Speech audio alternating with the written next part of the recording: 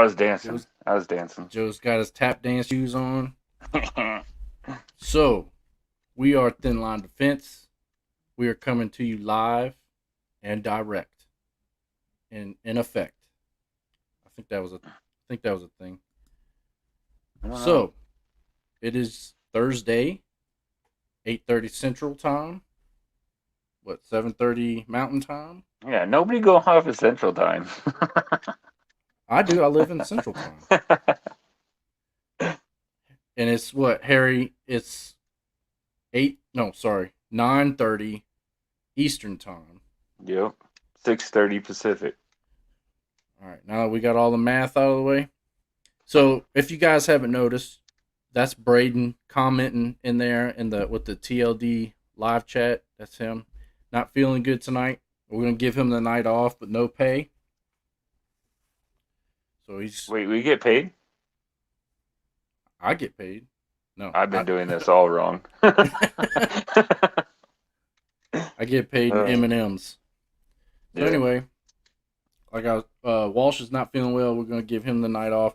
We have been talking to Jason. He's doing well. Hopefully he'll be back soon, but he is driving home currently, so he's not gonna make it tonight. So hopefully this will be the last time we got to make an excuse for him missing. We do miss him, but he'll be back soon. So you're stuck with Joe and I. It's gonna be a good one. We have something very cool to talk about. We'll turn it over to Joe here in a second to talk about that. Pretty excited. Hopefully you guys saw the 6mm arc video. Like I said I think I even commented in the chat. I was smiling like a little schoolgirl through the whole thing because I already kind of knew what was happening. So, all right, we're gonna throw out some chats real quick. We'll get that out the way, and then we'll get to business. Old Bravo Tax said he was driving today. Sorry, man, but we'll try our best to entertain you and wake you up. Woot woot from Braden. Got old Harry Baloney in the house. What's up, Harry? Hope you're doing well, brother. He's asking if you got a hair. Nobody ever comments about my haircuts. Thanks, buddy. Yeah, I mean, I've had the same haircut for 20 years. Yeah, thanks for noticing, man. You're the only person I've noticed in 20 years. I appreciate it. Yeah. I even got my beard trimmed last week. Nobody said anything. Did you? Yeah. That's because you look glorious, man. And the light reflecting off your head, like, just casts a white Yeah, it probably hue whites over me your out. entire face. Yeah. Yeah, so Harry's talking about 6 shooting. Oh, nice. Thanks, man. Yeah, I'll get into it after we get through Yeah. some comments. What's up, Misfit? All right, that was easy. We caught That's up it. with the We comments. caught up.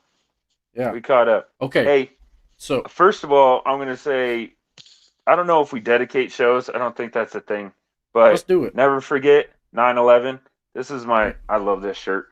It's the Twin Towers in the shape of the Pentagon. I love this shirt. I was a little late getting down here. I noticed a little hole right here in the stitching, so I had to stitch it up real quick to wear this shirt on the show today. So never forget all the men and women that gave their life, or that lost their life, I should say, lost their life in the attacks, and never forget. So our hearts go out to the families.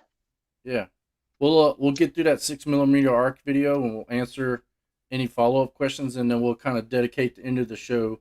We'll talk about 9/11, where we were when that happened. Maybe some of the guys in the chat can talk about where they were. I love that idea. Yeah, see, impromptu shows. I love that idea. All right, so 6mm arc. First of all, let me tell you right now, you guys only saw, I'm gonna guess here, 20% of the shots. I don't know. I shot 4 boxes of 20 rounds. So what's that? 80. I shot 80 rounds of Hornady Black, and I shot roughly 20 rounds of my hand loads. So I cut out a lot. When I got home and uploaded all the video to start sorting through it, I had an hour and a half of video. And nobody's going to watch me lay down there and shoot and talk crud for an hour and a half. So I had to pick which section of video that I did. I will say that all the way up to those were my first shots, all the way up to 1,000. What you saw, exactly what I did. So I started closer. I think I started at 400. And just used a ballistic calculator. For me, the ballistic calculator was a little bit off. For Sean from We Like Shooting that I was shooting with that day, his ballistic calculator was 100% spot on. It's the same calculator, same round, different length of barrels, and then different optics. But he was shooting in MOA, I was shooting in mil. So maybe that had something to do with it. I don't know, but ballistic calculator just gets you close anyway. You need to do your own dope charts. That's why you see me writing stuff down.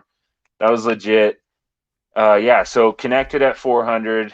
I honestly thought that I missed it. At 400 with the round moving that fast, I expected it to ting almost right away.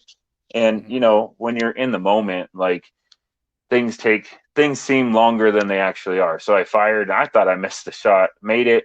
So punched out. You guys saw that 2 shots. I think at 400. Punched out to 500. Hit that. Punched out to 675. We couldn't tell if I'm hitting or not. I thought I heard something. The target out there was stationary. I don't even know if it was metal. So I saw a blue target. I had Sean range it for me. He said that on 1,000, and it was I'm guessing here 15-inch gong.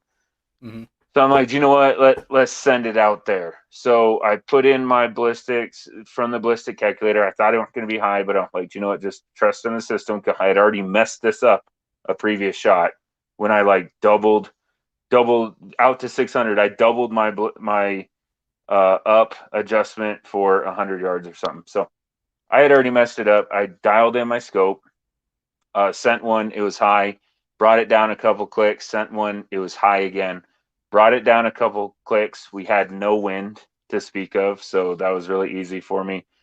Sent that third round, and you guys saw the third round. So made contact on the third round, wrote it down. I think it was 7.9 mil up for my setup. But then I started engaging back and forth. We did have varying wind left and right.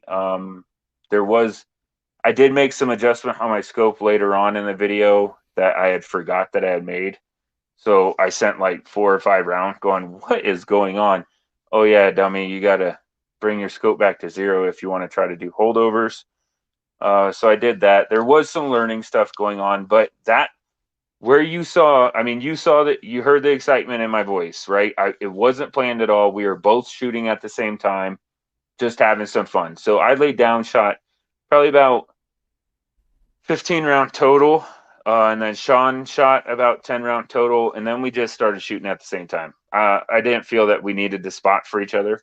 At that distance, you can see it. You have enough time to get back on your glass and see it. And you saw it in the video. So I hit the silhouette. I hit a 12-inch gong, a 15-inch gong, and a 12-inch gong, all in succession. I can't talk. But you guys saw it. So if a rookie at shooting long distance like me can go out and with no real training, we don't get training, and Cody and I, with the job that we did, we have 0 training in long distance shooting. So if a rookie like me can go out and do it, then I give it the thumbs up. I honestly didn't think that the Hornady Black were going to shoot out to 1,000 and be accurate out that far. I thought I was going to have to go with hand loads. That's why I took some. I didn't even shoot my hand loads out to 1,000. So yeah, it ended up off the shelf ammo for $25 a box, and that's kind of at peak COVID. Jason got them for us. He brought them down for my retirement. He found them on a shelf and brought them down for my retirement. So we paid premium for them, like $26 a box, I think. And I say just Hornady, a great manufacturer of ammo, but their Hornady Black is not their precision ammo. And I mean, you guys saw the results. So yes, there was. I don't want to lie. I think it's safe to say that I had as many hits at 1,000 as I did misses. So I think I was even counting all the round from beginning to end, even with the wind and my crappy sight correction. yeah, I would say it's honest to say that I had 50% hit rate at 1,000, and I was shooting at a lot of time. I was shooting at 12-inch plates, and That's still way you saw the impressive. photo, the progression of that photo Yeah. from when we first started shooting at that silhouette to when we were done. There were a lot of new marks on it. I mean, that one you hit was dead center. Yeah, I don't. right in the heart. Yeah. I mean, Yeah, that's and that impressive. one before it was so impromptu that one before I had two camera with me, right? Yeah. And I was like, all right, let's stretch the legs of the, let's get a feeling for them, but I only have so much battery life, and I'm not going to keep driving out to 1,000 yards. Hmm. So when I decided to shoot out to 1,000, it was impromptu, and I'm like, holy crap, I actually hit it. Now what? So then I'm like, well, we better get a camera out there, and that's why you only see a couple of the camera, the other angles. But yeah, thanks for the So kudo, but I'm telling you right now, it's the gun and the round. It's not me. So if you're looking for a lightweight AR-15 that you can have a lot of fun with, that's a fast moving round, you can hunt with that round. You can definitely hunt with that round. Obviously, you want to get some soft points or something, but you can hunt with that round. And then if you want a gun that kind of does everything pretty well, that you can take out to 1,000, 6 millimeter arc, where it's at. yeah. So we got a couple questions here. Walsh was asking which ballistic calculator were you using? The Sturlock Pro. I paid the $10 for the Sturlock Pro. Yeah, that's the one Yeah, that you guys were going back and forth with, like yeah, it has yesterday. like that gold Russian star. It reminds me of Russian star. No, it's not, Yeah, but yeah, it does. yeah, whatever. And it's Sturlock. I mean, that sounds Russian. I don't know why I think of Russian, but Yeah. yeah, that's the one that I use. It's good for what it is. But I'm gonna start writing numbers down. I already have a couple. I think I'm 1.5. I should have got my book. It's up there in my shooting bag. I think I'm 1.5 mil at 400. And what was crazy was 675 was like 4.5, roughly 4.5 mil, right? Mm-hmm. So from 100 yards to 675 was 4.5 mil, and then from 675 to 1,000 was almost double that, because it was just under 8 mil. Like that last 300 yards, man, that bullet is dropping like crazy. I should say Yeah, projectile, whatever. Ridicule me in the comments. yeah, But that bullet was dropping like crazy. But it's still, to my knowledge, it still remains supersonic because it was hitting hard. It wasn't, and it was being accurate. So I don't think it went tumbling.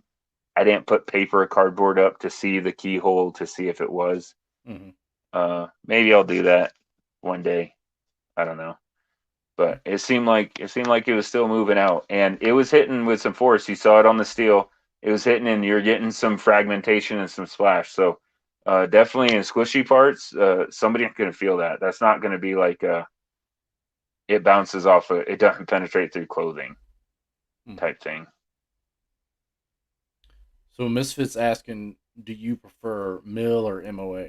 I 100% prefer mill, and I'll tell you this. Sorry, I'm doing the knife hand. I don't know why.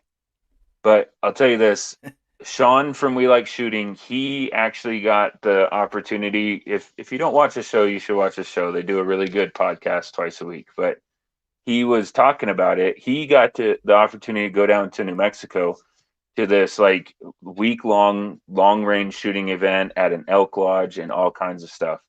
Where they're shooting out to like a mile and a half with purposely built guns, but a mile or a mile and a half.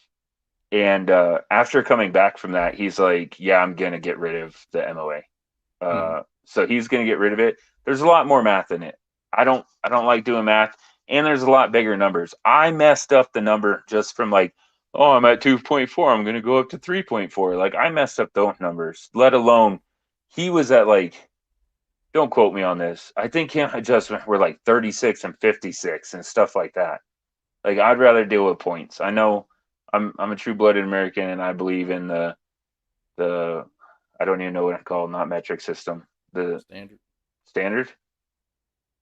There's Yeah, an that's actual name for it, but anyway, I believe in it, just not in scopes. They're a lot less math. So if you want to do distance shooting, I highly suggest a couple things. Number one, I suggest first focal plane. So you don't have to do the math with your reticle at different zooms. That's number one. Number two, I highly suggest MILRAD or mill adjustments. Um, you don't need an illuminated scope. I think Yeah. that's a kind of a waste of money. But yeah, So some guys are saying, or even Walsh stepped in there. Imperial is what we're. Imperial, thank you. Imperial system. So Joe Padilla is saying he got a shark shirt today. Oh, So did he? Nice. yeah, so what was your, I guess, threshold, Padilla, for getting your shirt? Yeah. Tell us what your, if you don't mind sharing what you were gonna accomplish in order to Yeah, get it. yeah, that's a So good. for That's people that don't know, I'm in a law enforcement class. That's all I'm gonna say about it. But what I'm going through and what I'm putting myself through in order to get that shark shirt, it inspired other people within my class, and they decided that they were going to set their own goals. And once they accomplished their goal, they were going to buy a shark shirt too. So something that I saw on TV and really liked turned into the big old thing. And we actually we took a picture. There was seven of us that had it at that time that had made our goals. There were still other people working on their goal, but there was seven of us that had made it. So we all took a picture with our shark shirt and we sent it to the company. And I gave them the whole story behind it, and they're just really excited about the entire story. And they're like, "We're gonna send your whole class a bunch of hats, yeah, so or a that's hat each." yeah, So hopefully they're gonna send a hats, which is awesome. Then they gave a discount code. Like they're really supporting us, which I definitely appreciate from small businesses. So yeah, that's awesome. I yeah, did, I did love that story when you were telling us, yeah, even it just when it was was just you, and now it's your whole class. yeah, It's pretty it's so inspiring. awesome. I'm gonna order a couple more, but I'm waiting. They have this. It's like moisture wicking material, but it's designed to be wet and not chafe. I mean, they're the whole brand is all about diving and sharks and ocean Hmm. conservation stuff. But I can use it for workout gear and an Yeah, undershirt, but they're sold out. So I'm waiting for that to get back in, and then you'll see a couple more. So I have three right now, and I plan on buying at least two more. that'd be cool. Hey, our buddy Joe from Cyclops videos. In, how's it going, buddy? We hadn't heard from you in a while. Hope you're doing well. Got those Zach. So Zach saying, "Are we all stupid when it comes to adjusting? I almost always go the wrong way." I Uh, think that's just yeah, human it nature, happened a really. lot. It happened Yeah, a lot. I mean, Sean Sean shoots at least two or three. I mean, he does it for a full time job. He shoots at least two or three times a week. yeah, He's probably adjusted more scopes in the last year or two than we will in our entire lives. And you saw on the video he went the wrong way. yeah, So it happens, Zach. I'm with you, man. I've done it before too. You just get excited. Like my brain goes out the window when I go to the range. I'm like a little kid in a candy store. Like I don't know what to look at and what to do. yeah. I mean, even when you're at the range in like a sterile environment like that, I still will look down. And so I was a mechanic first. So what I do is I snap my finger with my right hand, and Hmm. that's tightening to me. That's how Yep. I look at tightening. So I still do that with screws. When I'm doing safety wire, I do the snap thing, and people are like, "What are you doing?" I was like, "I'm reminding myself which way I need to be going." Right. And so I still do that with any kind of adjustments on scopes or red dots or anything.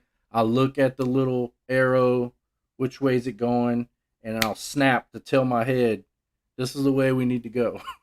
Yeah. And So, we had it, self-induced stress at that moment because we went yeah, out there. This is out in the plains. And Cody, you can testify to that. This is out in the plains of Colorado, so away from the mountains. That's where you get any tornado that you ever see in Colorado, it's out in the plains. mm-hmm, So the wind is never still out there. And we drove out there and there wasn't, I mean, there wasn't any wind at all. Any wind. So we were trying to hurry. We weren't. I messed it up in the video. We weren't actually zeroing. Well, he was zeroing a rifle. Mine already zeroed. Um, but I want confirming zero. So I just wanted to start off at a good spot, like see it on paper on how tight the group is at zero. So we were kind of rushing at the 100-yard range to get up there to the 1,000-yard range before people got there, before it got too hot, and before the wind picked up. So it's self-induced stress. Yeah. I do want to say real quick though, I liked a couple of the comments. I saw a couple of the comments. If you're on here, thank you for making those comments. But this kind of cemented the whole idea of you don't have to spend a lot of money these days. Those days are long gone. Like, yes, back in the day when I don't even know what they're called. They're not periscopes. That's off of a submarine. Is it a telescope? A Is it monopod? the one that shipper used to use that flexed out and collapsed? Whatever. Because of the technology at the time, those were buku bucks. Like it used to be that a compass was a lot of money. A lot of money. Now you can get a compass for 25 cents. It's not a lot of money. In today's day and age, you do not have to spend a lot of money in order to do stuff with firearms. You don't have to do it. So anybody that tells you, "Oh, you're going precision shooting, then you better spend as much on the glass as you did the rifle," they're full of it. They're full of it. They'll have $350 scope. You can go online right now and buy. I think it might have went up with inflation over the last couple of years to like 375 or something. But it's a sub $400 scope, and my entire rifle build out went 1350, which sounds like a lot, right? Well, $1,350 is a lot of money. Not when you compare it to any other AR-15. So the SIG M400 costs $1,000 right now. A SIG M400 costs $1,000. Yeah. A 16-inch bare bones has a little bit of Magpul furniture on it, $1,000. So that's how much I have in that whole rifle, $1,000 plus a $350 scope, and boom. And that includes the bipod. That included everything that I needed. I think I undercut the muzzle device a little bit because I knew I have VG6, but I got that from Walsh. So I knew I have VG6, but it's an actually really nice one that he paid quite a bit of money for. I think he paid $150 for the muzzle device, but here's a couple things. Number one, muzzle device doesn't determine accuracy at all. And number two, the one on my gun is actually for a 6.5 Creedmoor. I mean, I'm using a 6.5 Creedmoor muzzle device on a 6mm arc. It's not even the right muzzle device. So just put a bird cage on it. Who cares? Yeah, I forgot all about that. So so Padilla was coming in and telling us about a shark shirt. So he says honestly, it was getting to the end of the academy. I have a lot to thank for. I have a lot to thank Joe for that. He dragged me to the gym when he could motivate when he could and motivated to focus. I can't read today, but yeah. I appreciate it, Padilla. Today, kind of our last day. Yeah. So we're off tomorrow and we graduate next week. So congrats, Padilla. Congrats on making it through. Yeah, I know I spent a lot of time telling Joe how proud we are. Padilla, I know you were right there with him. You probably motivated Joe too, in many ways. So proud of both of you guys. I'm glad you guys made it through and took care of each other. So super proud of y'all. Yeah, it's definitely a team effort. If you've never been anybody in the military knows it. If you try to do it solo, you have a chance of getting through it, but you're gonna suck. You're gonna suck, and your performance is gonna suck, and it's just gonna be a hard time. And there was a couple people like that. So, but Padilla wasn't one of them. So appreciate it, bro, and congrats. Yeah, I think that was his like get through this 3 months of crap, and then I get a shark shirt. So he awesome. got the cool one too, man. They make one where it's an American flag on the back, Cody, and all the stars in the flag are the sharks. Oh, really? Yeah, Cool. yeah. I love that one, but I don't like the front. I wish the front had just the center shark. But It got one just off to the side? yeah, and it's like in a box. Oh, there's like a box with a shark symbol in it. It's not my fave.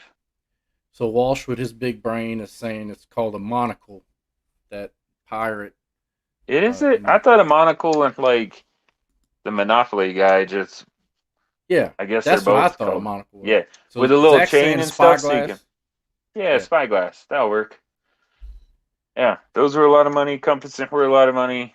I mean, it doesn't cost that much money, guys. So figure out what you want to do, what gun you want to build, and go for it. As a matter of fact, I was gonna bring that up later, but I'm gonna do the cheapest budget build that I can do. And I might even try, I don't know yet, I might even try out some like really cheap Amazon red dots, like $30 red dots to see if I can get this gun under. But I want to build an AR, so Palmetto State Armory, and Walsh might be able to find a link while we're talking, but Palmetto State Armory had a Blem complete lower for 120 bucks. Then they had one with some Magpul furniture on it for 140. I bought the 120. I'm trying to keep the cost as low as I can, but we'll see what I can do. My initial goal is under 400 for the gun, but if I want to add a red dot to it, I got to bump that up a little bit. But I just want a gun that I could throw in the truck that if somebody breaks into my truck and steals it, I'm not out a whole bunch of money and not crying about it. And I'll still claim it on my insurance, but I don't want to lose like one of my really good guns that have sentimental value. Yeah. I think I'm even going to spray paint this gun. So I'll show you all spray painting and how well it holds up too. There's a lot of stuff with that gun. Yeah. So Braden was saying, I'm sorry, Walsh was saying, I can't even call him by his name when he's not here. Spend twice as much on optics as you do on rifle. It's a marketing scheme. Yeah, I agree with that. And Joe is finally proving that over and over again, I think. Yeah. Yeah. I did reach out to Athlon. We'll see what they say. I'm gonna try for y'all. It's gonna take some time because it's expensive and it's coming out of my pocket and it's gonna take some time. But I'm gonna get a no joke bolt action rifle that's built for precision. And I'm gonna get some good glass on it. Not crazy price, but some good glass on it. And I reached out to Athlon and because I was so impressed with the $350 scope that I bought and paid for, that my money in that gun locker, that I'm like, hey, do you want to be part of this? So I stand by them. They hadn't said anything yet. No, I haven't heard anything back from them. Yeah, that'll be interesting. Yeah, they probably won't. You never know. I mean, that's good marketing for them. Yeah. So Bravo's saying the last AR he built was $487, the whole rifle. That's awesome. My man. Yeah. And I bet you it shoots just fine. And I bet you it might even be a 1 MOA gun. People drive me nuts. Sorry, I'll get on a soapbox if you let me, Cody. Don't let me. But people go out and spend $2,500 for, I won't say the name because they do make good stuff. I just don't think you need to spend that much. They go out and spend $2,500 on a rifle, and then they come home and they're like, "Ooh, let me get the red dot, even an aim point, whatever, $800 optic. That's 3 MOA." Well, if the dot cover up 3 inches at 100 yards, the bullet projectile can go anywhere in that 3 inches. You just paid $2,500 for a sub MOA gun that you'll never shoot sub MOA because of the optic system on it. Don't do that. So who was that built the $400 and some gun? Bravo. Yeah. Well, bravo. So we got some congratulatory comments in here from Harry. Bravo. Thanks, Tack. Thanks, he guys. says grats, homie. Got some clapping from CR Jersey. What's up, Jersey? So Misfit saying that the BCA is a poverty tier for sure. Yeah. So Bravo said he also got 2 of those $120 lowers. So. Oh, really? Good for you, man. Good for you. Yeah. So I convinced Cody and Walsh to all buy one too. So you'll be seeing them somehow. Yeah. Cody doesn't know what he's going to do with his yet. Walsh ain't going to use his for just a lower that he can throw anything on, and I'm going to build the truck gun. So we're all doing something different with ours. Well, he's got an extra upper that he needs a home for, from Brownells, that crazy upper. And Brownells are coming out with another new gun too. Crazy. So Padilla said he got a Blackhound scope per Joe's suggestion. Should be arriving tomorrow. Nice. So we look forward to hearing what you think about that. I don't know.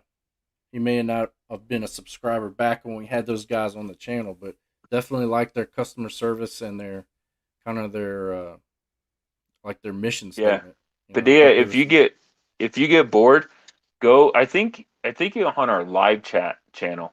So you have Yeah. to search TLD live chat in Google. We tried to run 2 channel, it didn't work out. But go in there and you'll find the hour-long show that we did when we had the CEO for Blackhound Optics on. And that's a great segue. So Walsh are probably cringing right now, but I promise you, it's not a firearm. So I took what you guys said to heart. It was last week, I think. Yeah, it was last week. Mm. Immediately after getting off the show, I started on this. I've been done for a while now, but this is what I decided to do. So that's the Blackhound optic. I'm gonna build out the DMR like you guys wanted me to, and I'm gonna show you something really crazy right now. So I have the Blackhound optic with a right-on red dot on this thing. I ordered this little Picatinny 45-degree angle mount, and I tried to put just a pistol red dot from a brand we will not discuss on it, and it doesn't work. So they make dedicated brackets for this. I just don't want to spend the money.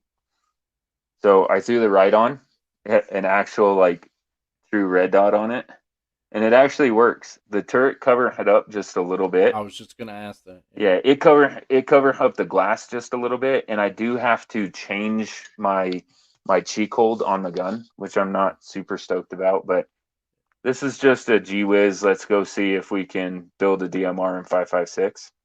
Yeah. And I actually split the cost of ammo with Padilla and bought 500 rounds of 5.56 green tip in 55 grain, so nobody can say that I'm using too heavy of a round. And eventually, hopefully soon, I will go and shoot this and see if I can kind of do the same thing I did with 6mm arc with like 100, 400, 500, and prove some people out there in the community wrong. So Misfits I'm building over it. here. Misfits asking Bravo for his build list for his his sub or sub 500 gun. So. That's awesome.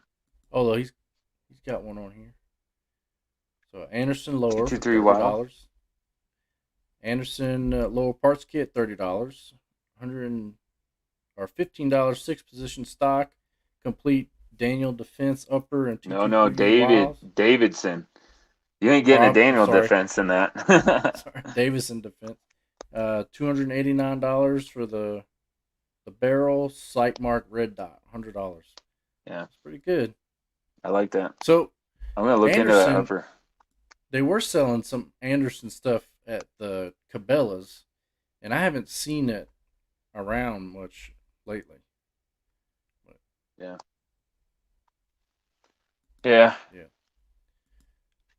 So Walsh is going to see if he can get that Blackhound live chat over to this channel. Oh, that'd be awesome.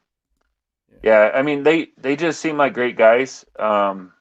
If you haven't seen that and you're looking for an optic, go and watch our video, and then you decide whether or not you want to spend $600 on that optic. Jason also did a full review of the actual scope that I have now. He brought it to me, and one of the huge selling points for Padilla was this comes with everything that you need in the box. If you haven't seen that video, look at that video. So you open up, it comes in a box. I'm gonna make noise. Look at this box that it comes in. This huge box, right? This is what it comes in.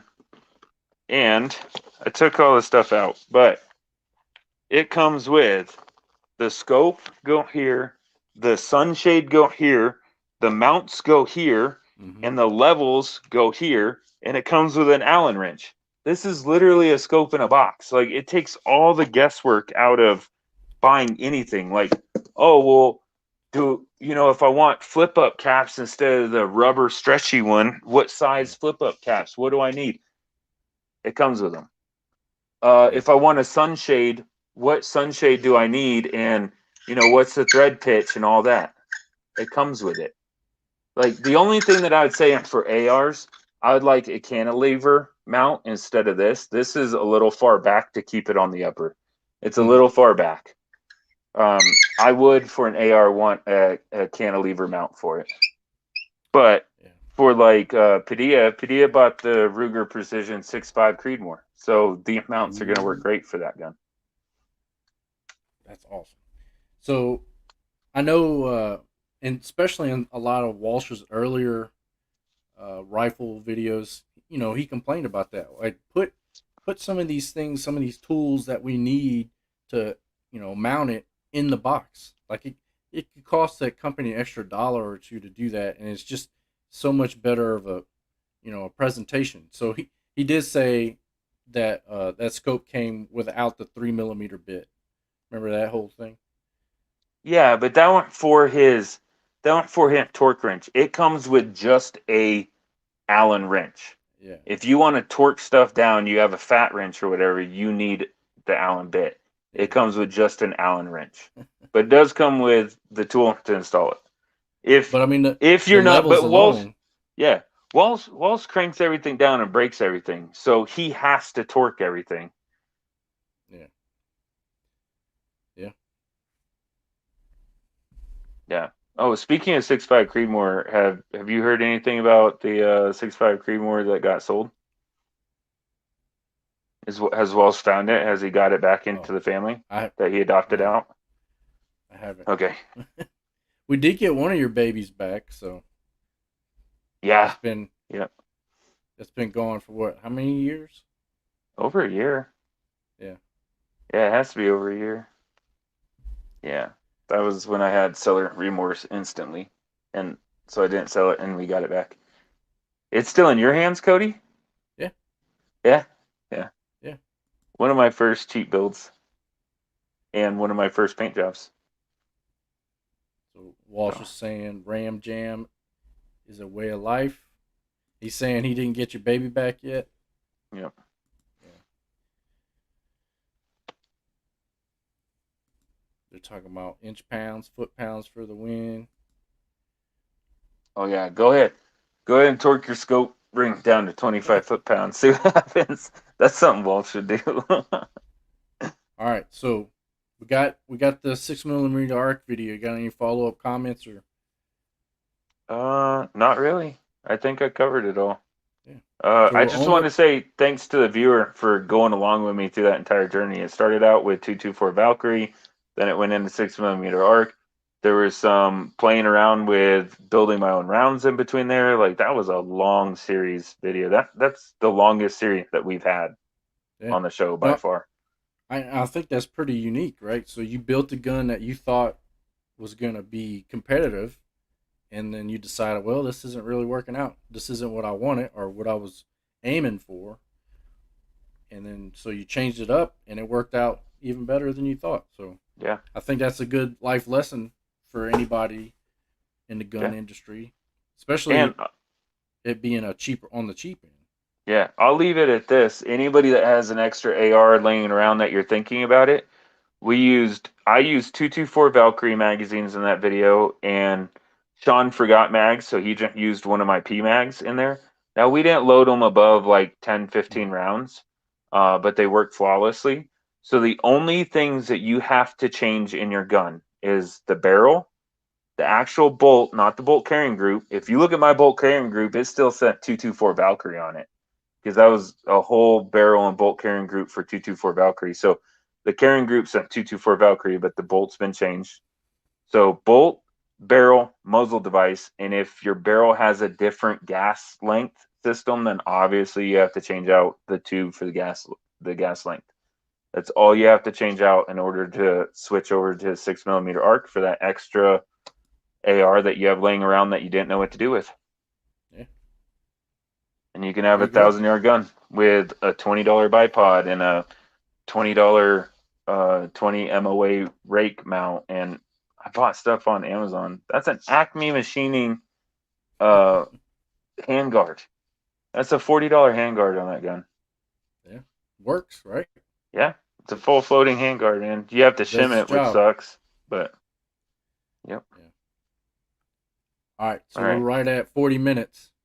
So I think this is a good point for us to jump in to talk about 9/11 real quick.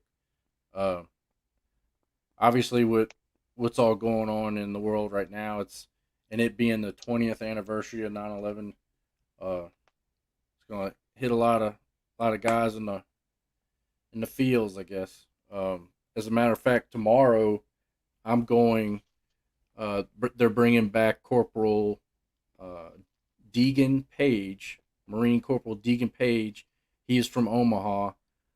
He's coming back and coming from the airport, and they're gonna have a procession from the airport to the the funeral home where they're gonna have his funeral. So I'll be there tomorrow. My wife's gonna be doing like an honor guard thing, and then I'll be out there with my Jeep and my thin green flag. So we'll go Nice. out there and welcome him home for the final time.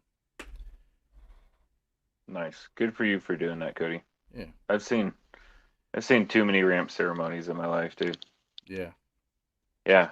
So where were you at? Where were you at on 9/11?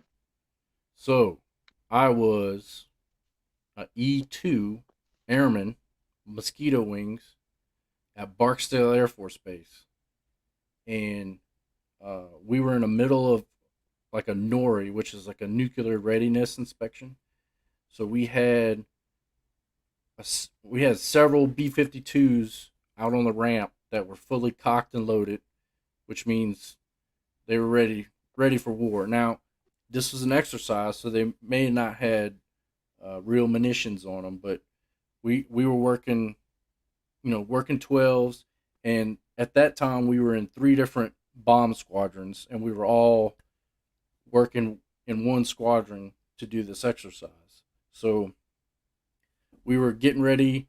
I think we had ran out and grabbed breakfast or something like that, and we were coming back and getting tools, and that's when we started seeing, you know, the buildings getting hit on the news. So, like, we literally stopped everything, and we're trying to figure out what was going on. Then you see the second building get hit. Then you see the Pentagon get hit, and you're like, what is going on? So later in the day, uh, we hear F-16 scramble over Barksdale. And if you know anything about Barksdale, Louisiana, they don't have fighter jets. We don't have fighter jets in Louisiana.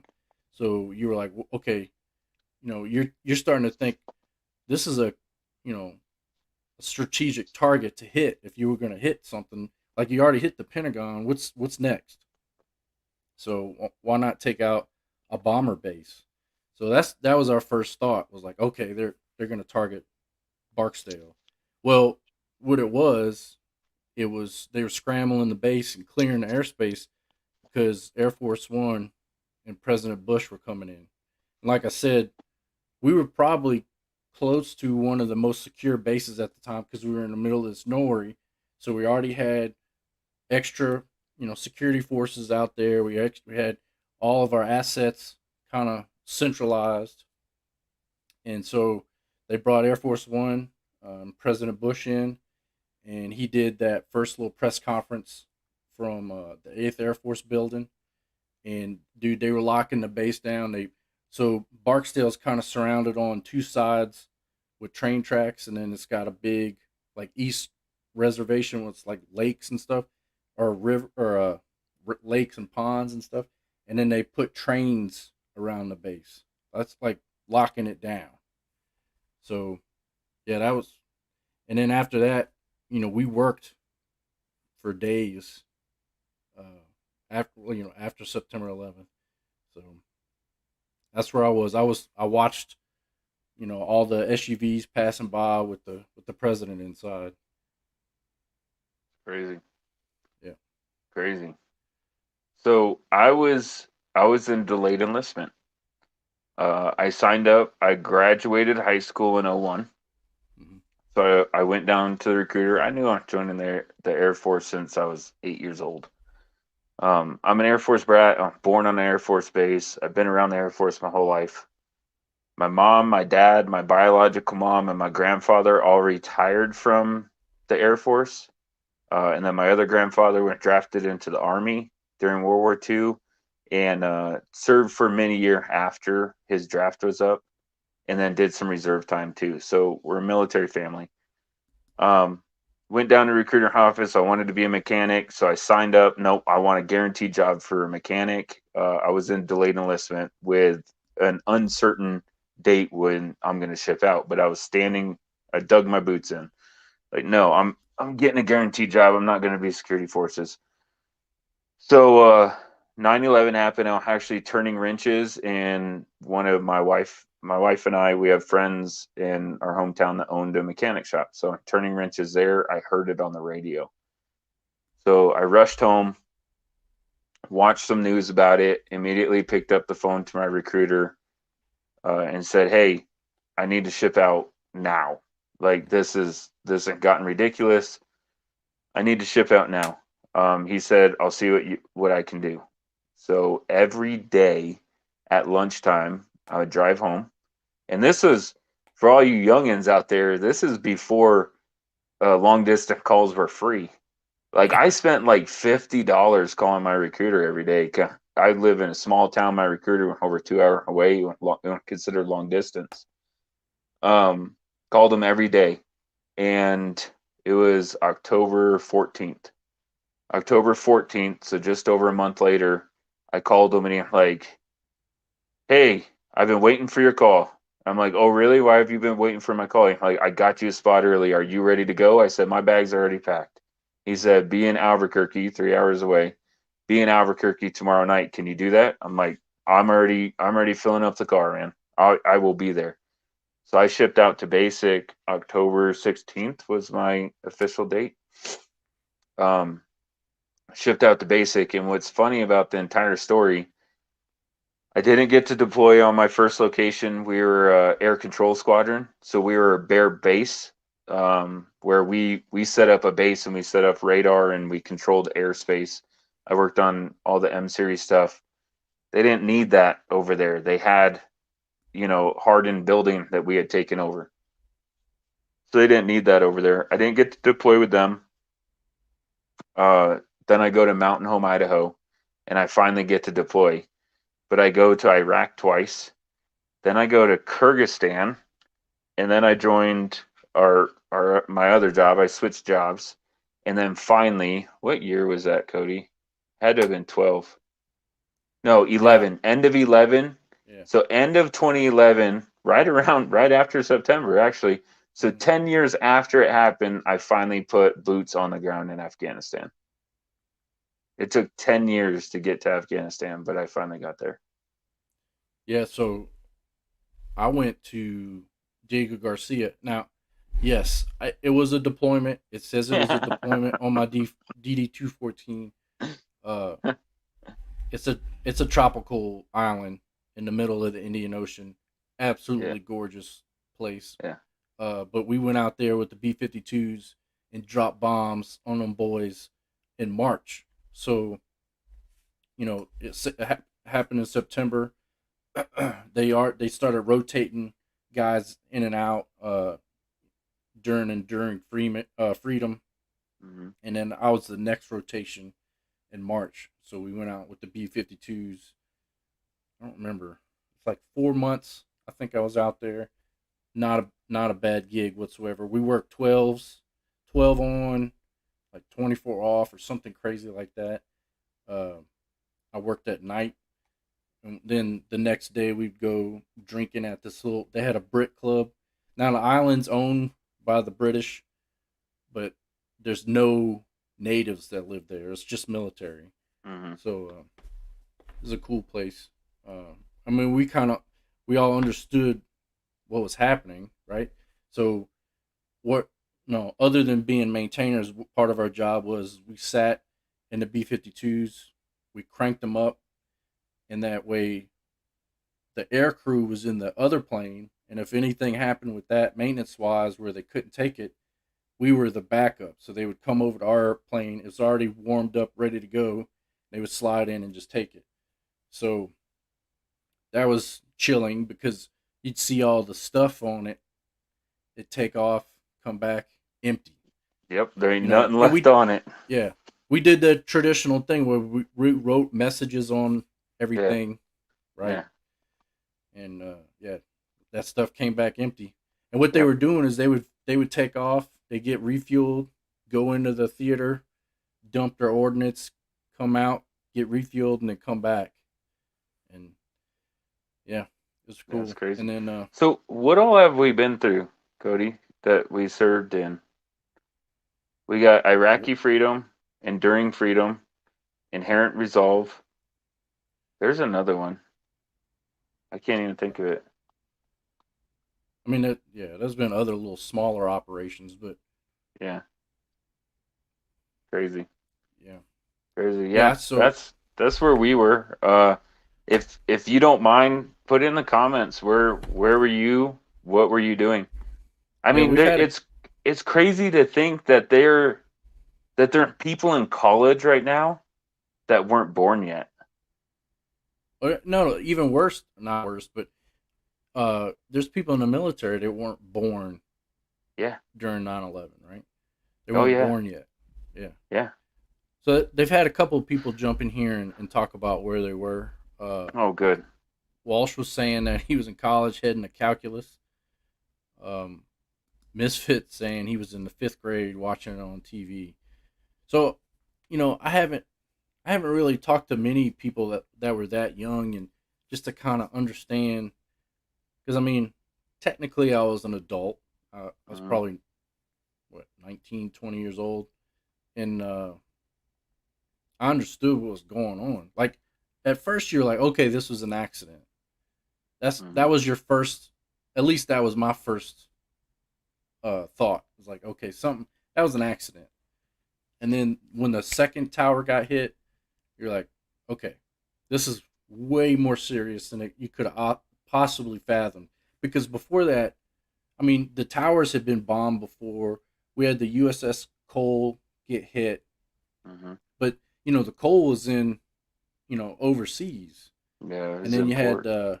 where were the barracks that got blew up? Oh, was that Saudi? I don't know. I I'm forget, but overseas showing too. I'm showing my ignorance here, but Yeah, same thing. nothing on our soil. Right. Yeah, I mean, had little nitpicky stuff. Nothing that shook that literally shook the world. Like, Yeah, I mean nobody expected it. I mean yeah, the they were taking flying lesson, and when they were told, okay, we're gonna teach you how to land, they said right, out loud, it doesn't right. matter. We're not gonna need to know how to land. Like nobody went prepared for this. Nobody ever thought that it would happen. If Sonny made a comment now, anything like that, it would throw so many red flags, right? And we kind of Oh yeah, joke no, about it, right? Like there's that movie Due Date where yeah, they're like, you can't say bomb on a plane or whatever, we kind of joke about it now, but think about how many things have been afforded because people have situational awareness now. So yeah. it's That was pretty crazy. Meet the Fockers, right? Oh, They was it? said bomb, bomb, bomb, bomb, bomb, bomb, Oh bomb. yeah, that's right. There's Due Um, Date. He got kicked off the plane for another reason. yeah. He's on the Uh, no-fly list. but before 9/11, like you could get on a plane, you could walk straight through the airport, no issues. Yeah, there's People no weren't thinking security. like that. Yeah, think about that. People that have flown now, like that were in middle school and high school and everything that hadn't Yeah. flown, there was no TSA. There's no Think about Homeland that. Security, Yeah. none of that. Like anybody could walk you to the plane. Like when you went to the airport to pick somebody up, it was Yeah. tradition that you park, that you walk to their gate. Like, Mhm. oh, B terminal 20, that's where they're flying in at. That's why the arrivals in the airport haven't updated with the times because it's still showing the gate that they're arriving at. Why does anybody need to know that? You can't go there. Right. So people, like, you got off the plane and your loved one were standing right there at the gate waiting for you. Yeah. It was crazy. Can't do that now. No? You can for Yeah. minors, I guess, or people with disabilities, but Yeah. Yeah. Well, even for minors, they put the little thing around their neck and they get a little yeah. person to walk them to the gate. And you can get like a pseudo type boarding pass that will allow you to get to the Yeah. gate. But But you still got to go through security. yeah. So Bravo was saying he had just got off of work, walked in and watched the second tower get hit, and he re-enlisted the next morning. Oh, good for you, bro. Good for you, So brother. Harry said he was 17. Padilla was saying he was 11, wanted to join the military. Yeah, you remember the day. It was a huge reassurance of what he wanted to do. Yeah. I remember the day that we got old. I'm not even gonna say his name, but old craphead too. Yeah, yeah, Remember that? Remember yeah. that? You and I were in the same office at that time. And I even turned and looked at you and Ruby and a couple other people, and you guys were like, "What are you doing?" I'm like, "I want to remember where I was on this exact date." Yeah. Yep, we were watching the TV right above Mr. Ruby's office. So Harry's saying that he was went to the recruiting office with his stepbrother. His brother became a Navy corpsman, and Harry tried to join the Marines but was denied due to his record. Mm. It did I'm sorry, happen. The Army would have taken you, bro. The Army would yeah. have taken you. Sorry, I passed up Shay. He was in the first grade. Wow. So Shay, you might be a good example. Like, you know, what do you remember? Like, how were you reacting as a young kid? Did you understand what was going on? I'm sure you've seen it over and over again as you've grown up, but what was going through your head as a first Dude, grader watching that? I can only remember like 5 things in my life in the first or second grade. Yeah, I don't think I'll ever forget that Yeah, ever. that's crazy. So Zach was saying he was in Vermont, getting ready for work. So East Coast was crazy, right? So they had East Coast got one of locked down. one of the craziest things I've seen, and you may be able to find this on YouTube, but look up like the airspace when all this was happening, right? So you could see little planes flying all over the place and flying in their patterns and all that stuff, and then just watch it just clear out. Like, Yep. and you only see one plane flying, and it's Air Force One. Yeah. There wasn't So nothing moving through the sky at that time. yeah, crazy. Yep. So Zach said Yep. he called his recruiter. So Shay was saying he's getting ready to go to school and watched it on the TV with his parents. Had no clue what was going on. Yeah. Yeah, I mean, you're just too young at that point. yeah. I was in I was in New Jersey actually for the 10-year anniversary out in New Jersey, and I was gonna catch. I was at CTOC, Cody, Hmm. for the 10-year I was in anniversary. Afghanistan. Yeah, you were there. How was your Yeah, relief? yeah. Um, you were there for the 10-year anniversary. You're in Afghanistan. I was at CTOC preparing to go, and I was gonna catch a train up to New York and go to the Twin Tower Memorial for the 10-year anniversary, and they closed it off to normal people. Hmm. Which I'm not hating on them. They opened it up for the families and stuff like that. Good on them. And that was right around. It had just been completed. Like everything had just been completed. All the memorial stuff and everything. I really wanted to see it. Now on the East Coast anyway. I'm bummed that I Yeah, couldn't go up there and see it, but I did get to see. My wife got to see the memorial. I still haven't seen it in person, but I did get to see all the memorial stuff for the Pentagon, like yeah, from behind the walls of the Pentagon. So that's cool. Uh, yeah. yeah. Even that's really eerie because if you drive on the outside of the Pentagon, you can see they dedicated one of the little panels, like I guess it's marble or Mm-hmm. something like that, but it shows exactly where the impact site was. And Yeah. then you can walk inside. When you walk inside, you walk into the chapel. That's where the plane came in, Yeah. and so I they have like a remember because I was a teenager at that time. I was young and dumb. I remember being just as upset at all the conspiracy theory people as I was the people that did it. And in yeah, hindsight, everybody has the right to their opinion, even if no matter what that opinion is. But I remember being so mad at them, man. Like mhm, I was ready to go rain some hate on anybody, and then people were like, "That was a missile." They go, yeah, "Really? Was it a missile in a field?" No, that we shot our own plane down. Okay, yeah. all right. Actually, Put your my tinfoil wife hat and back I, on. Get back in the closet with your straight jacket, dude. My wife and I have been watching, 9/11 specials Hmm. all week, and still, 20 years later, you sit there and just shock and disbelief. Like I'm sitting there just with my mouth wide open. Like Yeah, it's still hard to dude. believe. Imagine, imagine the desperation. Can we talk about it now, right? And this is a good way of looking at it both ways. Imagine the desperation 20 years ago, where you feel that the only course of action is to jump out of a building. You know what I mean? That Yeah. desperation, like, do I want to be burned alive or do I want to fall to my death? Which one do I want to do? And then you flip that to right now. Imagine the desperation it takes to hold on to an aircraft knowing that it's going to go at 30,000 feet. Hmm. Imagine that desperation. It's the same desperation. Yeah. I can't They even have two fathom that. choices. Yeah. They have two choices. Either try this and maybe it works, or stay here and you know your fate. And it was the same thing 20 years ago. It's crazy, man. So Bravo's reminding us that the coal was in Yemen and the barracks were in Lebanon. Oh, thank you. Lebanon, Yeah. that's So it. Misfits saying the Beirut Memorial. There's a memorial close to where he lives. The troops were from Camp Lejeune. Yeah. So Shay was saying Medford, Oregon, where I'm from, you can still go to the gate because there's only one. Not sure what that is.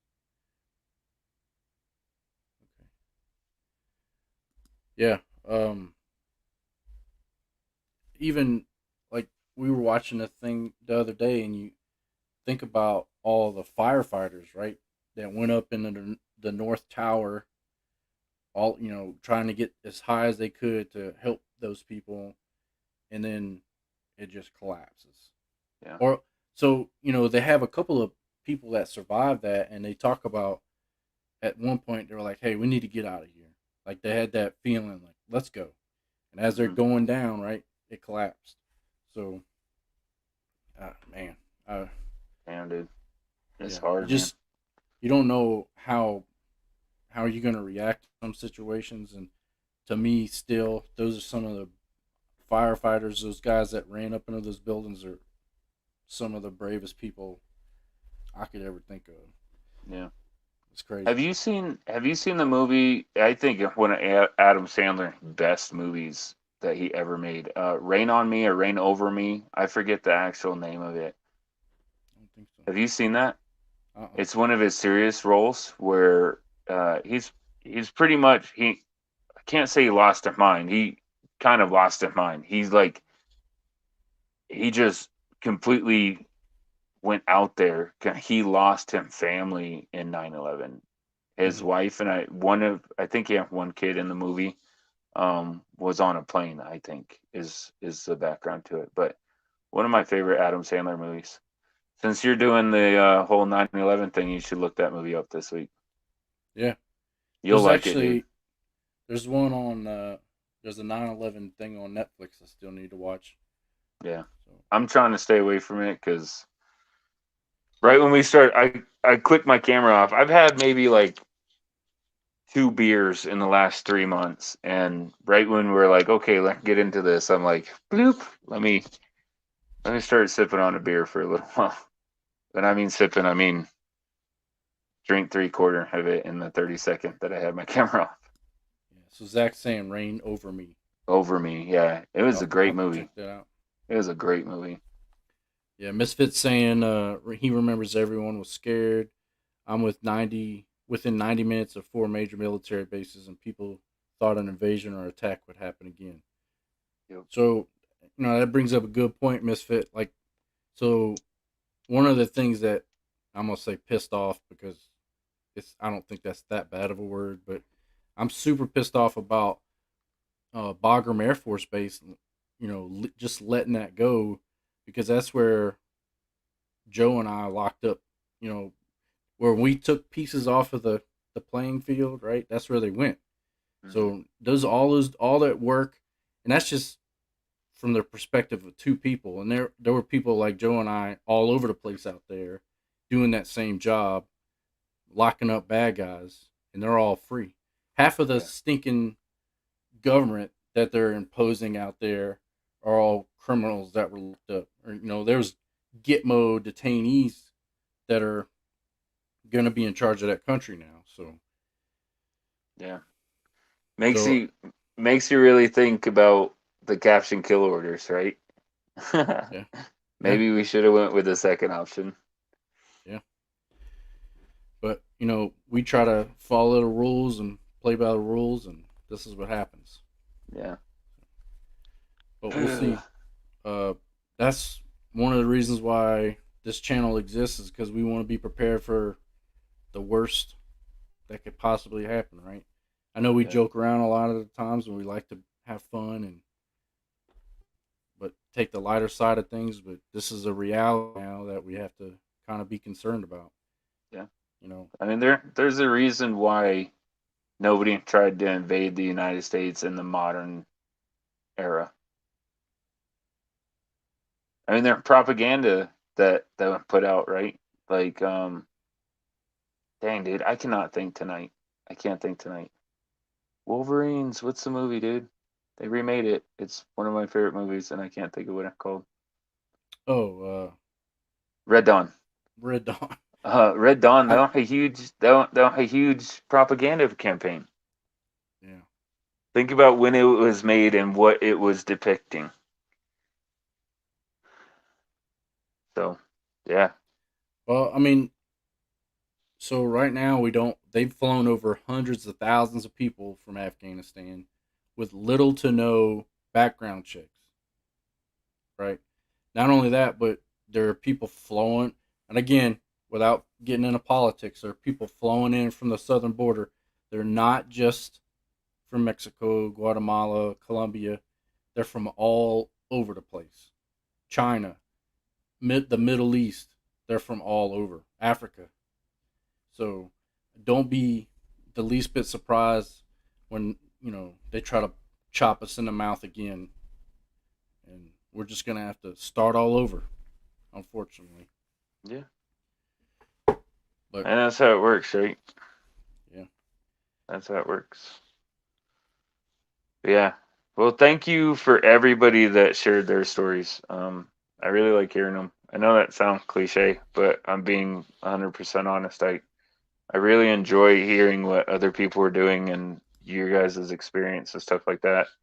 A couple people on that chat I've either served shoulder to shoulder with you in the crap box, or I've supported home while you're in the crap box and you've supported home while I was over there. So I love you all. You're my brother and sister in arms. I'd do anything for you. And if you know me personally, you know my number. If you need to reach out during any of this, you know how to get a hold of me. Anybody else that's struggling through this, if anybody's struggling, get help. Get help. You're looking at two people right now, Cody. I won't spill your bean. You're looking at two people right now that have been through a lot. Took the start the dig my boots in. I'm fine. I'm fine. I'm fine. And then ended up seeking help and realized that okay, maybe we would have kept surviving, but I don't know if fine was the word that you could use to describe my mental state and everything. So yeah. if somebody's saying that you should go talk to somebody, just go do it. What's the worst that can happen? You lose a couple hours of your life. That's it. But go talk to somebody, get help, and know the suicide prevention line. If any of your buddy are out there, reach out to them. But with all that happened in on 9/11, September 11th, think about where our country was on 9/12 and Yeah. how unified we were, how Oh, geez, dude. patriotic we were. I wish we could have 9/12 again without 9/11. I don't want Yeah. 9/11 to happen again. Yeah. I want 9/12 to be forever. Dude, But comedian have made so many jokes about it, how like all the different races. Like I heard one comedian, he is a Hispanic comedian, he was saying that, we were just battling each other because we were bored at that time. And then 9/11 happened and it was like all of us united and just we were like siblings that were just bored at that time. And then 9/11 happened, and they're one common purpose and one common goal. And we need to find that, like Cody's saying, we need to find that common purpose and common goal without the death and destruction. Yeah, but I mean, all of that puts it in a perspective, like you were saying earlier, Joe. Is you know all that happened during 9/11, the frame of mind that a lot of people were in, all that's happening right now from Afghanistan, the frame of mind that those people are in, and people still take for granted how great our country is, how free we are as a society. Even when you're just born here, you inherit all these freedoms, all these rights, and people still take that for granted. Yeah. And I wish everybody in the world had it. yeah, I really yeah, do. I'm privileged, and that's my privilege. I'm privileged. I was born here. I feel for people that weren't and want that American dream because it's real. It's real. Work hard, do the thing right, and you can obtain it. So, yeah. So Bravo's saying, dude, we did pretty good. We did pretty good walking a fine line and never stepping over into the political realm. I'm just saying yeah, that we did I pretty good. it's a tippy toe type of line. Yeah, Walsh was sweating. Yeah. So Walsh was Bravo sweating. Tack was saying he'll say this: if you need to talk, speak up. We will all Yep. listen. That is 100% true. There's Yep. 22 a 22 a day day. for vets that end it. Yep. Yeah, he said his own brother was one of them. He was a Marine. I was Army and Navy. He couldn't deal. Bravo Tack, man. I know we don't know you when we talk to you through this, but I'm sorry. I can't even imagine, man. I've never been in your shoes or had to deal with that on a one to one basis, but I have been on the other end of these situations where I've had to investigate or figure out what was happening and talk to families and try to explain to them where their loved ones' frame of mind was when they were going through this. So it's not easy, man. It's my thing with that is it's a permanent solution to a temporary problem. I've always said Right. that. You can always get help. There's always somebody you could talk to. It's I and have it's goosebumps. I have the Yeah, chills. I have goosebumps to hearing your story, Bravo Tech. Man, I'm so yeah. sorry, bro. I'm so sorry. I can't imagine, man. Yeah. And like So Cody said, if you need help, get it because they're that catchphrase, a permanent solution to a temporary problem. And then I heard one, I don't know when, Cody, a couple years ago that I really liked is you don't end the pain and suffering, you just pass it on to your loved ones. right. So Yeah. Yeah. reach out, We reach all, out. everyone has issues, right? We're human. We're not robots or computers. We all got things that are going on, things that mess with your head. You know, yeah, your spouse or your significant other may not understand all the time, but you need to let them in. You need to have them understand, or because man, Yeah. I And can't tell you the amount. I'll share my story. It might help somebody else. I'm comfortable enough in my life now that I can talk about it. So I was going down a dark place.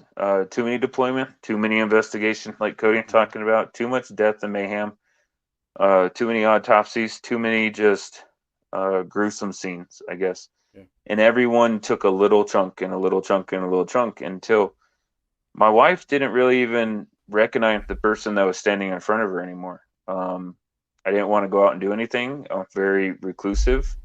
I wouldn't say I had a short temper. I didn't lose my temper with my family, right? I was just short. I was just short in general, right? I was just changing, and people change through their life, whatever. I was going to work. Cody, you've been there. We routinely work 12, 14-hour days, hmm 5 to 6 days a week. You're on call a lot. You're responding to a lot. And I was in UAE, United Arab Emirates, for a year away from my family. And I wanted to spend a significant chunk. I wanted to spend like 2 grand on car parts So then I had that pile of car parts when I got home that I could throw in my car. And my wife, I thought I'm gonna get some kickback from my wife, and I said, hey, I want to do this, and she said that's fine under one condition, and I wasn't really expecting that, and I'm like, oh great, what is this one condition? Yeah. And the condition was when I got home that I had to go talk to a professional about what was going on in my life. And I kind of like laughed it off. I'm like, oh, okay, babe, whatever. She's like, no, I'm serious. If you commit to me that you're going to go see somebody when you get home, then I have no problem with you buying the car parts. They'll be here. I'll put them all in the garage. They'll be here waiting for you, a good project for you to do when you get home. But that's not the healing process. The healing process is, or at least I can't say healing. You never heal from it. Well, I don't, at least. Uh, the way to kind of stop going down the road that I'm at and become more level. That's not it doesn't You're not going to find it in car parts. You're going to find it in help. So honestly, I really wanted the car parts, so I just kind of agreed. And I got home, and she kicked me in the butt a couple times. And I reached out. If you're active duty military, reach out to Military One Source. That's what I did. I reached out to Military One Source. They can't diagnose you or anything, but it opens the door and it gets you started. Yeah. You're allowed 10 visits for that problem. You can come up with another problem. Like, okay, that problem, like what you're dealing with today. The next problem could be marital issue. The next problem could be parental issue, whatever. You get 10 visits and it's not on your record. It doesn't go back to the military. You're not going to, I can't say you're not. It doesn't go back to the military. They don't see your records unless you give it to them. So it's not like you're going to get kicked out, lose your clearance, anything crazy like that. Mm-hmm. And that's how the venture started with me. And shoot, that was 2016. I still talk to somebody twice a month. I talk to somebody from 2016 to now, and I probably will for the rest of my life. Yeah, it's just helpful. Yeah. It's I helpful. mean, just talking to somebody, right? Even It sounds somebody dumb, that's but it's not. yeah, just somebody that's you can't always share what you want to share or be as open with your spouse or loved one or a friend or something like that. So just somebody that's from that outside looking in that is trained and asking the right questions or understanding, reading between the lines some of the times. So Yeah, yeah, and I've been talking to somebody and it's super helpful, good, super helpful. good. And I'll say this: if you try it and it doesn't work, do some self reflecting on why it didn't work. So I knew going in that I didn't want to go on base. Mm-hmm. I Yeah. didn't want I didn't want some military fobbit. I'm sorry if that's derogatory to some people, but some military fobbit that had never been outside the wire trying to tell me what I need to do to fix my brain. That's not what I needed. That's not what I wanted. So I purposely used Military One Source so I could go off base. And then I used that as I already have a built relationship with that person. And that person and I discussed what would go into my final report and go back. After my visits were up, I started seeing them where they could diagnose me and stuff. So that does go back to TRICARE. That does get reported.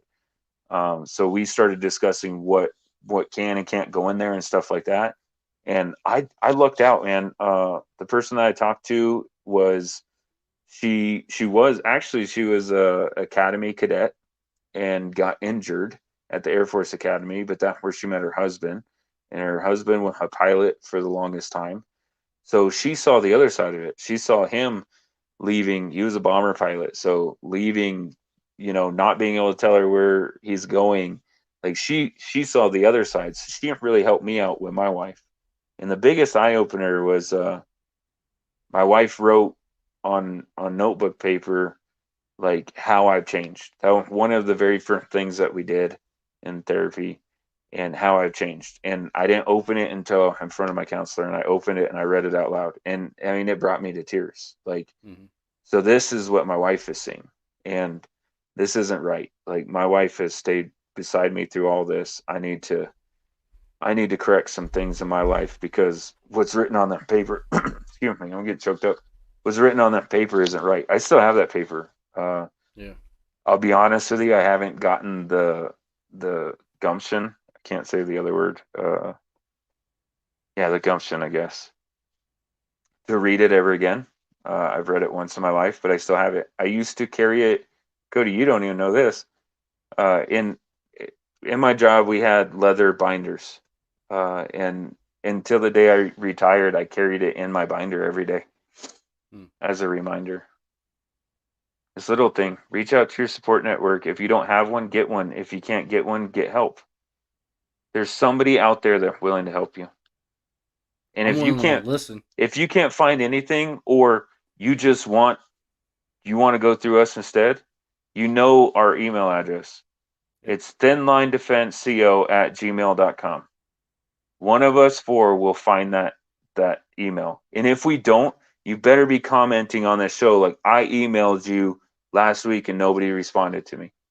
We all know how Because forgetful we are. email crap, and especially in Gmail, man, they sort that like crazy. They sort that so crappy. But I'm not a reach out to professional, somebody.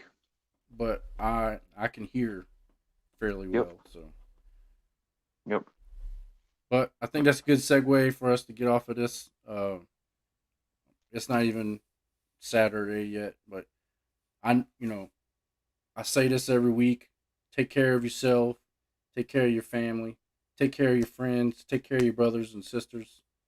Obviously we don't really know each other other than talking to each other in the chat, but I cherish each and every one of you guys, even some of you new guys that were sneaking in and out of here without saying anything. We appreciate you guys, especially the OGs. Love you guys. You come every week. We appreciate it. Joe, you got any follow up? Anything coming up? You owe us any videos or? Yeah, it's not this Sunday, but next.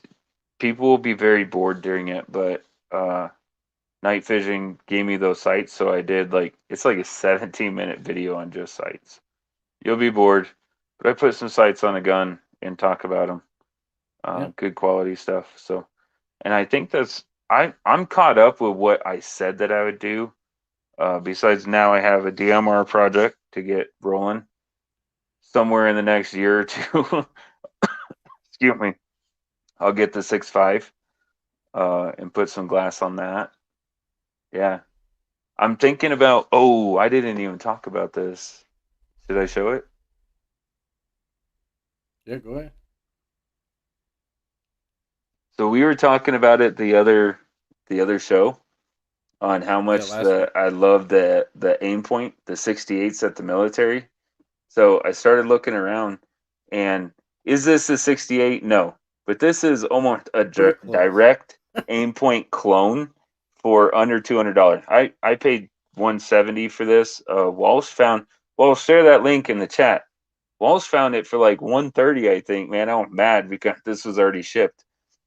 But yeah, I'm gonna, after the DMR project, I think I decided tonight I'm gonna make that into another battle rifle, so I have two of them, and that's going on it. So I'll have to do the Sig Romeo 7 review, but I think that's about it, man. Walsh has some cool stuff coming up. Yeah, he had some scopes and stuff something. You know how he is. He's got something cool hanging out. Look at that. Pretty cool. It's like, the best part about this is not only the price, but it's like a 68, but it has shake awake on it. Yeah, that's great. Yeah. It's too big to fit on my current battle rifle with a magnifier on it, so I can't put it on that. So there another reason to repurpose a gun. I don't know a better one. Yeah. Well, hey, Bravo, you've been driving all day. Get some rest, brother. Take it easy. All our other buddies out there, Harry, Misfit, Shay, you guys, we appreciate you. Again, take care of yourselves. If you ever need anything from us, it doesn't always have to be guns. You can, call us or comment about anything. I'll even tell you what kind of underwear I wear if you really care about it. Walmart activewear, the cheap I Walmart mean, brand. I'm a little bougie, man. I'll No, surprise that's you. what I wear. All right, brother. Joe, a good show, man. I know we took quite a bit of that and talked about 9/11, but I think it means a lot to all of us as Americans, Yeah, and it deserves a conversation. Uh, absolutely. Good show. Yeah. Appreciate you guys, man. Take it easy. We'll see you next week, Thursday at 8:30. TLD out. See ya.